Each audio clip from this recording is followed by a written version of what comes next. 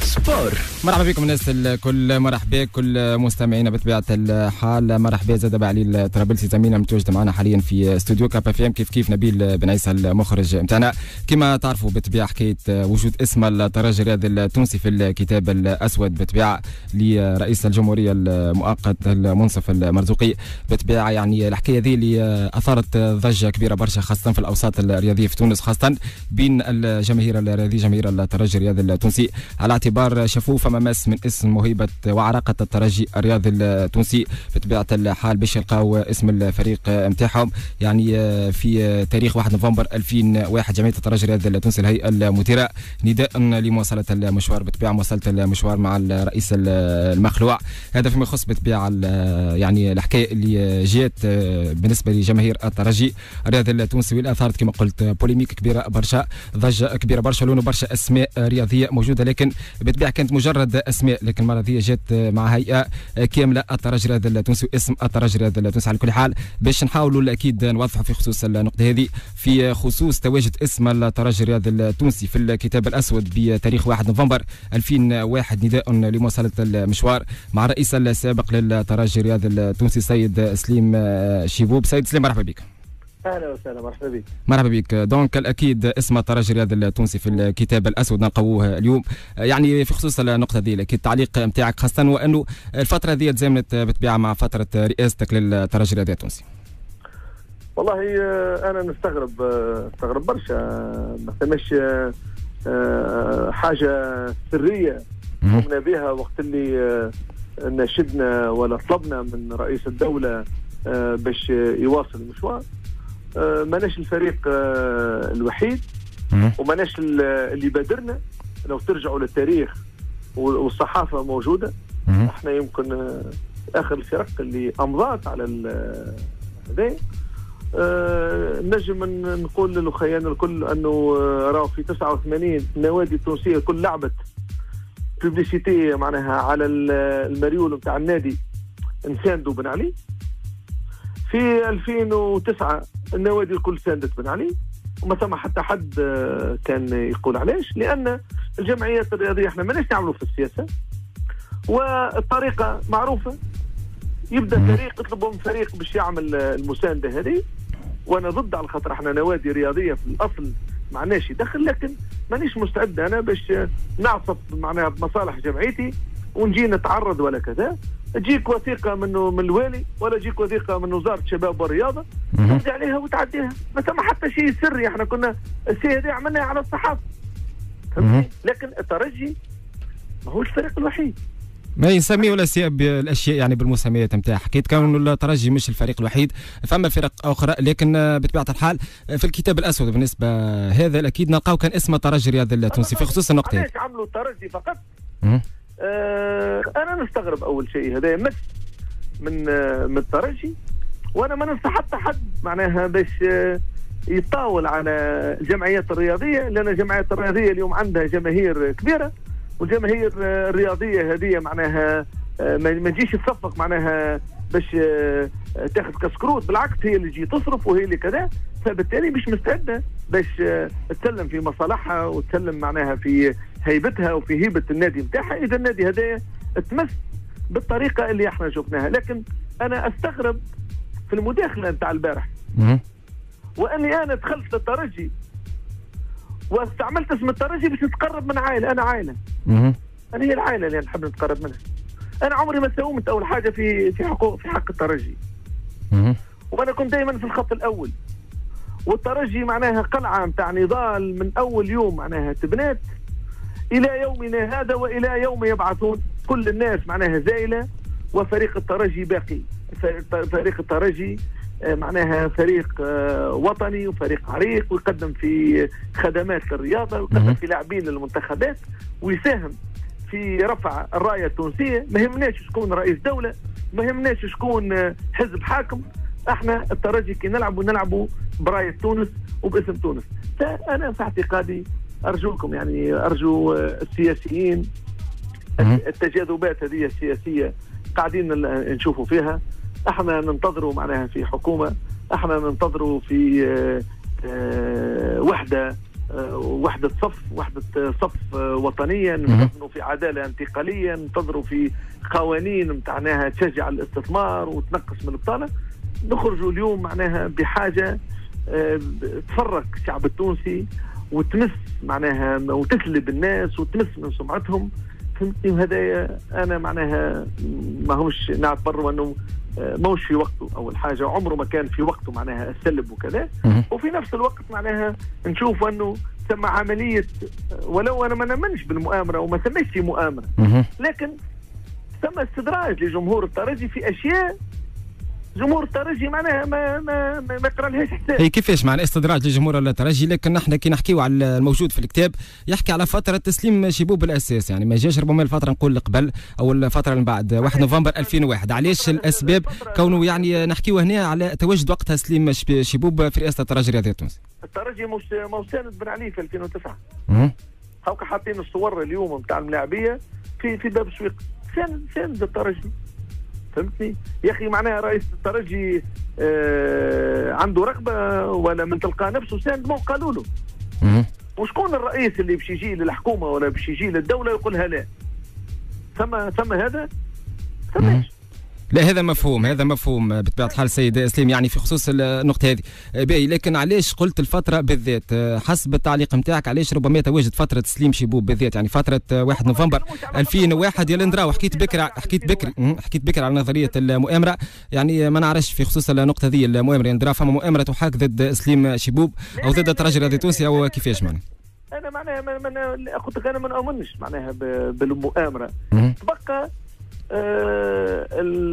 الاختيار مغلوط، واكبر دليل على انه الاختيار مغلوط المداخله اللي صارت البارحه من السيد عدنان منصر. في خصوص المداخله هذه تعليقك في البدايه؟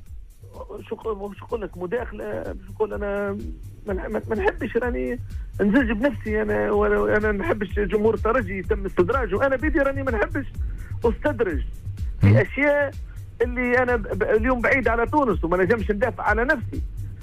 ما نحبش اليوم انا بالاستفزاز هدايا يكون عندي رد اللي يقلق الناس، ما نحب نقلق حتى حد، لكن حديث اخر لما كي نافت لتونس يولي حديث اخر. في مثالش نسميه يعني الاشياء بالمسميات نتاعها، ولكن جمهور برشا من جماهير الترجي من الجماهير التونسيه قاعده تسمع فينا توا وتحب تعرف الحقيقه الكامله، يعني والتعليق نتاع بطبيعه سليم شبوب الرئيس السابق للترجي تعليق الكامل. التعليق نتاعي وانه مغالطه للراي العام وقت اللي يقول سليم شبوب خذا الترجي ولا استعمل اسم الترجي للتقرب من العائله. يا حبيب الله شكون اللي باش يصدقك؟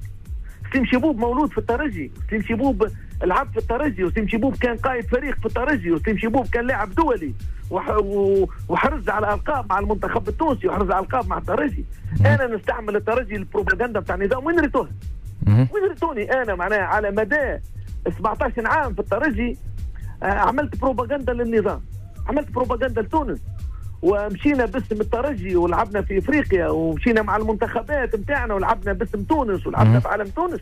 اليوم تردونا معناها بهالسلسله هذه. والله سليم شبوب العائله، اني عائله العائله، انا من عائله الرئيس اول حاجه. باهي انا متزوج بنته من قبل ما يكون رئيس، هذه نقطه. يحكي على عائله الطرابلسي، انا عندي علاقه بعائله الطرابلسي، الخاص والعام يعرفني ما عنديش علاقه.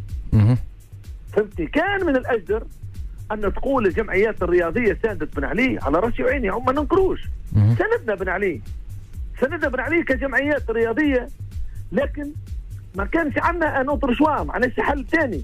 وقت اللي يجيك ورقه من عند الولايه ولا يجيك ورقه من عند شباب والرياضه يلزمك تبعث للصحافه. شنو تقول؟ بطلنا باش نولي معناها لا يا فلان احنا ما نعارضوش واحنا ضدك.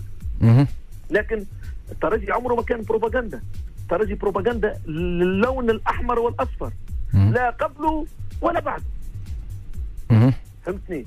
والترجي فريق وطني، والشخصيات الرياضيه قبل الاستقلال كانوا يقربوا للترجي باش يناضلوا لمصلحه البلاد وضد المستعمر. وبعد نفس الشيء، الناس معناها يعرفوا ان الترجي قلعه نتاع نضال ولا تزال. احنا في الفتره نتاعي اللي هو يعتبروا ان احنا لمعنا صوره النظام، احنا لمعنا صوره تونس، واحنا حرزنا على القاب دوليه اللي بدات في الفتره نتاعنا احنا، مانيش وحدي راني معايا هيئه مديره ومعايا ناس رجال معناها وطنيين ومعايا عائله كامله ونتائجنا ما زالت ولا تزال ومانيش باش تتوقف. حاجه برك اليوم نطلب من جمهور الترجي باش يلتزم الانضباط وما يدخلش في عمليات تتجاوزوا وتمس مصلحتنا كما صار لنا في بدايه السبعينات. نحضر جمهور الترجي نقول لهم الكلام هذا كله التاريخ تو يحكم عليه، لكن انتم تواصلوا نضالكم لمصلحه الفريق لا اكثر ولا اقل، وما عناش باش نعديه حتى طرف. احنا نساعدوا جمعيتنا وناقفوا لجمعيتنا وصف واحد مع الهيئه المديره نتاعنا، والترجي في حاجه اليوم لوحده الصف كما المجتمع التونسي في حاجه لوحده الصف، بدون ان نساهم في التجاذبات ولا نزيد اكثر معناها في التوتر اللي هو موجود. يعني حكيت الله يهدي الناس الكل. واضح حكيت على الفصل هنا بين الرياضه والسياسه. بطبيعه الحال اليوم اكيد الاحتجاجات في الفتره الاخيره من جماهير الترجي خاصه يعني في الايام هذه كيف اليوم وتاجيل مباراه القمه مع النادي الرياضي الصفاقسي. بالنسبه للترجي المباراه كانت مبرمجه تقريبا في حدود ماضي ساعتين ونص نتاع العشيه في ملعب رادس. بطبيعه الحال يعني تراش كونه نقول الفتره نتاع سليم شيبوب هي اللي نقول رجعت بالعكس معنا على فريق الترجي الرياضي التونسي، يعني في خصوص تواجد اسم الترجي الرياضي التونسي، تواجد الهيئه المديره بالاساس للترجي الرياضي التونسي في الكتاب الاسود. يعني هنا ما حكيناش على اشخاص، ربما فما حتى برشا اسماء موجوده في الكتاب، واكيد الاخوين ينجموا يرجعوا. فما اسكندر السويح، مراد الدعمي، مراد محجوب، برشا اسامي كيف زاد الجزيري علي السلمي، هذا الجاي في الكتاب. لكن يعني ما فماش، لا سامحني، ما فماش هنا وجود اسماء، يعني فما وجود نقول هيئه كامله هنا للترجي الرياضي التونسي على راس سليم شيبوب. ماناش وحدنا، ماناش هيئه الترجي وحدها ساندت بن علي، ماناش وحدنا ساندنا. شكون؟ الجمعيات الرياضيه ساندت. نسميه واحنا نحبوا هنا. علاش الارشيف الانتقائي؟ علاش اختاروا الترجي؟ انا معاك لو كان تقول الترجي هي اللي بدات والله على راسي وعيني. وهذا اللغز انت اكيد كنت قريب برشا من الكره في تونس. نسميو الاشياء بالمسميات نتاعها. نعم. شكون يعني بخلاف الترجي الرياضي التونسي اكيد تنجم كل الجمعيات. احنا نقول لك حاجه، هاوش بدو الصور تشوف الولات يدوروا في الملاعب نتاع الجمعيات. وين تونس عمره ما حد ساقوا في البارك نتاعنا، وعمرنا ما هبطنا وعمرنا ما مشينا وعمرنا جاتنا برقيه امضينا عليها ورجعناها للصحافه وساندنا. باهي اعتبروها جريمه مثالش، لكن ماناش وحدنا. راهو سيستم كان سيستم كامل، والترجي ماهوش جمعيه سياسيه، وانا عمري ما جعلت من الترجي جمعيه دعايه سياسيه، ولن تكون الترجي جمعيه دعايه سياسيه لانها هي تدعي لشكون؟ للاحزاب. هي الترجي اقوى من الاحزاب. الترجي اليوم وغدوه والبارح اقوى من الاحزاب، فخليوا الترجي وخليوا الجمعيات الرياضيه في المجال نتاعها، لا تستفزوها ولا تحكيوا عليها حاجات غلطه باش بعد تعملوا تجيو تصلحوا تزيدوا معناها تظلوا الناس. فهمتني؟ كان قالوا الترجي في الفتره هذيك لو كان ترجعوا للصحافه اجدوا الانديه الكل، قولوا كل الانديه التونسيه ساندت على راسي وعيني. لكن وانك تعمل ارشيف انتقائي تنحي النوادي اللي ساهمت الكل واللي ساندت الكل وتظهر اسم الترجي، هذا يظني ما يليقش. واضح باهي، لكن باقي ديما اكيد ما جاوبتنيش. يعني في رايك شنو الاسباب علاش هذا الاسلوب الانتقائي يعني في اختيار الترجي الرياضي التونسي اساسا على عكس تقريبا بقيه الجمعيات؟ وانت حكيت على كونه برشا جمعيات وكل الجمعيات تقريبا ساندت النظام السابق. كل الجمعيات راه ما نقولش برشا. اي علاش الاسلوب الانتقائي في رايك؟ هذا الاسلوب الانتقائي اللي تم بالطبيعه في اختيار الترجي بالاساس معنا. الاسلوب الانتقائي تسالوا اصحاب الكتاب اللي عملوا الكتاب هذا، توجهوا لهم السؤال وتهزوا لهم انتم كصحفيين تنجموا تعملوا شويه عمل استقصائي وتجبدوا النوادي اللي ساهمت كله وتوريهم لهم، تقول لهم هذا موجود هذا موجود، لماذا الترجي؟ انا ذاك انتم تنتظروا الرد من اصحاب الكتاب. انا ما نجمش نقول، انا ما نؤمنش بالمؤامره، ما نتصورش حبوا بدون شك اسمي انا والترجي حبوا يقولوا يا هوكا راهو معناها الترجي هذه وسليم شبوب معناها كانوا مساهمين في تلميع الصوره. احنا ساهمنا في تلميع صوره تونس ونتائجنا تبرهن على هذايا. ومعناها نتائج المنتخبات نفس الشيء، وصولاتنا وجولاتنا خارج تونس باسم الجمهورية التونسية، ما هوش باسم حزب التجمع، باسم تونس. كنا نلعب في كل ملاعب افريقيا، ولعبنا في اسيا، ومشينا للافرو اسيويه وفزنا، ومشينا للعربيه وفزنا، ومشينا للافريقيه وفزنا. هذا الكل معناها كسب ورفع الرايه التونسيه عاليه وخفاقه، والترجي مازال ينتظر منه اكثر من ذلك، لان الترجي بناء الساس نتاعو صحيح برشا ومازال باش يواصل. ونعاود نداء مره اخرى لجمهورنا ما تغفلوش، وان غايتنا غايه رياضيه، ما ندخلوش معناها في الاستفزازات وما نردوش على الاستفزازات، ونحاولوا بكل ما اوتي لنا من جهد نحافظوا على مصالح تونس ومصالح الترجي. واضح، ولو انه الترجي بطبيعه الحال يعني فريق كبير برشا باسمه بجماهيره وبتاريخه من عام 1919 نحكيو على شيخ الانديه التونسيه، اكيد هذه خصوص النقطه. لكن اسم الترجي اللي تذكر بالاساس عكس بقيه الانديه التونسيه اللي مش موجوده، وانت حكيت تقريبا على كل الانديه اللي ساندت، كل الرياضيين اللي ساندوا، كل النوادي الاخرى اللي ساندت. لكن يا لندرا قربك واسم يعني واسمك من عائله الرئيس المغروع تكونش هي بالاساس نقول الزجاجة اللي أفاضت الكاس في خصوص تواجد اسم الترجي بالأساس معنا؟ والله سؤالك ما فهمتوش. كان يعني تواجد اسم الترجي الرياضي التونسي في الكتاب الأسود الرئيس المنصف المرزوقي يكونش السبب الأساسي نتاعو قربك من عائلة المخلوع حسب تصريحات بتبيع عدنان منصر البارح؟ ماني قلت لك أنا ما جيتش للرياضة بمظلة نزلت. أنا ولد الرياضة، أنا ولد الترجي وما زلت، والغدوه والبعد غدوه، وما عندي حتى مزيه، وما عندي حتى رغبه اخرى. رغبتي الوحيده ان شاء الله نهار اللي ربي يهز نتاعو ودفنونا معناها لفونا في عالم الترجي، ونكونوا معناها قدمنا اللي يلزمنا للجمعيه هذه. تجي اليوم تقول معناها دمغجه والله الترجي قرب لها سيم شبوب. انا منين جيت؟ تو ثم ناس ما لعبتش الرياضه عمرنا ما سمعنا بها قربوا النوادي الرياضيه. والله ظاهرين هذوما جايين معناها باروبورتونيزم، معناها ثم انتهازيه. ثم شكون ينجم يقول سيم شبوب انتهازي في قربه للترجي؟ ثم ينجم يكون يقول الكلام هذا؟ اللهم انسان ما عندوش علاقه بالرياضه، ما يعرفش تاريخ الرياضه، ما يعرفش شنو انا شكون سليم شبوب بالنسبه للعائله الترجيه. انا وقت اللي في 2004 حبوا يمسوا من مصلحه الترجي، وقت اللي ضربوني انا انسحبت من الترجي باش ما تتمسش الترجي، خاطر انا كنت مستهدف ومن ورايا الترجي، فانا فضلت اني انسحب حتى معناها نحافظ على مصلحه الترجي. اليوم باش يقولوا والله الترجي وسليم شبوب. سليم شبوب ولد الترجي وساهم في هذا البناء، حط لبنه وحمد المد بولد الترجي وحط لبنه، وهذيك هي الحياه، وهذيك هي سنه الحياه. اما معناها نلصقوا انسان لنظام ولا شبيه. انا اي نعم انا من عائله بن علي، ورغم مشاكلي معاه انا من عائله بن علي. اليوم باش نقول يلزمني نسب الراجل انا باش نولي معناها محترم؟ لا. انا شبيه الظروف باش صار اللي صار في تونس احنا فاهمينه وقابلينه، لكن ما ثماش علاقه لا بالترجي ولا بامكانيات الترجي ولا بصعود الترجي ولا بنزوله. الترجي كما قلت لك هو باقي عبر الازمان وانتهى الموضوع. كل الناس ماشيه والترجي باقي.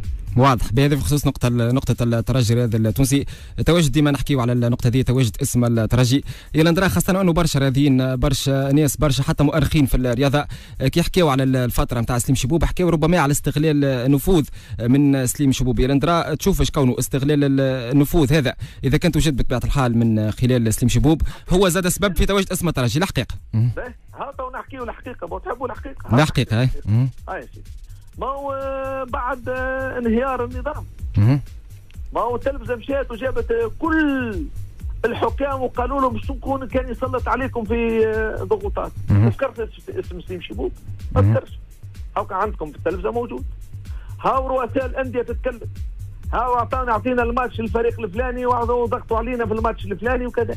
ولذا الكلام هذايا لو كان الترجي انهار بعد خروج سليم شبوب والله نحكيه، لكن الترجي عرف زاد بعد خروجي فتره زاهيه كللت بافضل لقب اللي هو بطل الشامبيونز ليج، والترجي مشى يشارك في كاس العالم.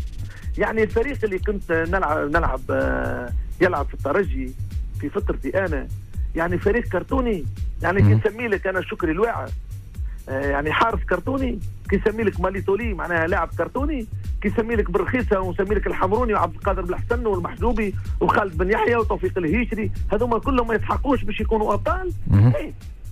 فاحنا نخليو الحاجه الباهيه في الترجي، احنا نخدموا، خليو الناس تحكي كما تحب هي، واحنا نواصلوا العمل نتاعنا ونتالق وناخذ الالقاب وخليو الناس تتكلم. مش حل ثاني يعني، والا باش نخرجوا على المهمه نتاعنا الاساسيه ونتلهاو في الحديث وفي القال والقيل وانتهى الموضوع. الجمعه اللي فاتت ما انهزمنا احنا مع النادي الافريقي، هاو معناها جاتنا ضربه جزاء وما ظفرهاش الحكم. هل يعني ثم مؤامره ضد الترجي ولا ثم معناها رئيس النادي الافريقي مستغل في النفوذ نتاعو؟ ما يظل لي انا ماهوش اي معناها سيد سليم انا نفهم كلامك، كونه ربما نقول ما فماش حتى استغلال نفوذ، ربما الترجي الالقاب الكل اللي هزهم كانت القاب شرعيه، عكس ربما ما يدور وما يروجوا الشارع الرياضي في تونس اليوم. هذا بطبيعه التفسير نتاعك في خصوص النقطه هذه. شكك لي في لقب واحد، لو كان شكك لي في لقب واحد، عندك الالقاب الكل شكك لي فيه، لكن انا ما نجمش اكيد نحسم نكون حاسب خصوص النقطه هذه، لكن نحكي على لسان الشارع الرياضي المتواجدين. الشارع هو اللي باش تمنع الشارع انت باش يأول ولا يحكي ولا يقول، الشارع يتكلم كما يحب هو. ثم احنا ما نتكلموش في الشارع، احنا ثم مستطيل معناها معشب نتكلموا في المستطيل هذاك بلا اساس، يعني بلا اساس نحكيو على ثنائيه النجم الساحلي الترجي الرياضي التونسي وقتها في الفتره نتاعك الطوال اكيد ديما في مرتبه الثانيه مع تواجد الترجي ديما في مرتبه اولى. في خصوص النقطه هذه نرى نقول النجم الترجي كانت يعني فما منافسه شريفه ما بيناتكم، والا الحقيقه معناها احنا نحب نوصلوا اكيد المعلومه الكامله. الحقيقه الترجي معناها لولا المنافسه اللي كانت بين الترجي والنجم الالقاب اللي اخذاتهم الانديه هذه على الصعيد الافريقي والالقاب اللي اخذاهم المنتخب والسمعه اللي عملتها كره القدم التونسيه ما كانش توصل. المنافسه هذيك هي اللي خلات كل النوادي تتبع وخلاتنا معناها احنا ننتدبوا، خلاتنا نكونوا، خلاتنا نتعارفوا على الملاعبيه اللي من يمكن الحمروني راهو ما جاش لتونس، ويمكن راهو جعايدي راهو ما جاش لتونس، ويمكن راهو طارق ثابت، ويمكن الحقي، ويمكن زبير هذوما كلهم احنا خدمنا باش كونا وباش انتدبنا باش نتنافسوا فيما بيننا. انا خرجت من الترجي، هل النجم الساحلي حل مشاكله؟ ما حلش مشاكله. انا خرجت من الترجي، هل النادي الافريقي حل مشاكله؟ ما حلش مشاكله. الناس كل مشاكلها قائمه ذات، فهمتني، والترجي ديما مسيطر. انا راني لو بس تصوروني خرجت من الترجي بعد ما انهار النظام، راني خرجت انا 2004 والنجم معناها في الاثناء هز بطوله ولا اثنين فقط في ال10 سنوات هذه. كما كان المعدل اللي كان يهز به القاب وقت اللي انا موجود هو نفس المعدل نتاع اليوم. بالنسبه للنادي الافريقي نفس الشيء، كل الالقاب في غالبيتها للترجي، ومن حين لاخر يجي النجم الساحلي، يجي الافريقي، يجي النادي الصفاقسي. علاش هذا؟ على خاطر البناء نتاعنا بناء صحيح. فهمتني، ونعاود ناكد لك رانا احنا ما خديناش القاب راهو في كره القدم، رانا في الطائره ابطال افريقيا، رانا في اليد نفس الشيء. معناها احنا كنا نقوم بعمل كبير، مش نتاع عمل نتاع شخص اسمه سليم شبوب، راهي هيئه مديره كامله، وثم ناس كانت تخدم، وثم عائله متماسكه، وثم عائله معناها تسعى دائما باش نسلموا ديما المشعل في احسن الظروف، وهذا اللي قاعد صاير تو. هذا هو واضح. هذا بخصوص بالطبيعه النقطه هذه. باهي في الختام اكيد ختام الحوار نتاعنا نفسح لك كلمه الختام في خصوص اللي جاء في الكتاب الاسود تواجد اسم الترجي بالطبيعه، كذلك تقول لجماهير الترجي اللي اكيد غاضبه برشا على تواجد اسم الفريق نتاعها وادراجه في قائمه الكتاب الاسود. انا نطلب من جمهور الترجي وبكل لطف اذا وما نشكش لحظه في حبهم وتفانيهم لفريق الجمعيه، أرجوكم لا تنساقوا للعنف، لا العنف المادي ولا العنف اللفظي. تونس في حاجة معناها للاستقرار، تونس في حاجة لكل أبنائها، تونس في حاجة معناها في الفترة هذه الانتقالية باش نعاودوا نبنيوا معناها بلادنا. ولذا رغبتي في أن ينسى جمهور الترجي ما جاء في الكتاب هذا ونرجعوا للجادة، والتاريخ سوف يحكم من خدم تونس ومن لم يخدم. واضح. هذا في خصوص بالطبيعه النقطه هذه. شكرا لك سيد سليم شبوب مباشره من الامارات العربيه المتحده. بالطبيعه حكينا في برشا نقاط تهم المجيء بالنسبه لجماهير الترجي في الكتاب الاسود. بطبيعه الحال رساله كانت من الرئيس السابق للترجي الرياضي التونسي في خصوص بالطبيعه كونه لابد من تهدئه الاجواء بالنسبه لجماهير الترجي. ايضا حكينا في ثنائيه النجم الترجي، ثنائيه الافريقي الترجي الرياضي التونسي بالطبيعه، وكنتوا اكيد سمعتوا الحوار الكامل اللي ان شاء الله تعودوا تسمعوه على السيت نتاعنا. والترجي نجاحاته ما تخليش الناس معناها يرقدوا لليوم ما تخليش نفسي بدون شك. ترجي ولا سليم شيبوب؟ الزوج كان تحب